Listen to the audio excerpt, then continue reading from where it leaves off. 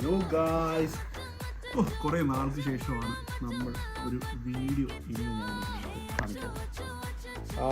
ഇന്ന് Sunday, special day, something special.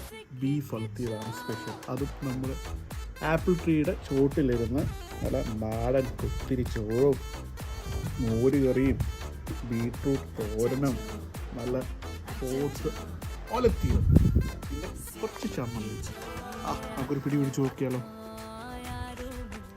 ചായയും ചോറും മോരും ബീട്രൂട്ടും ബീഫും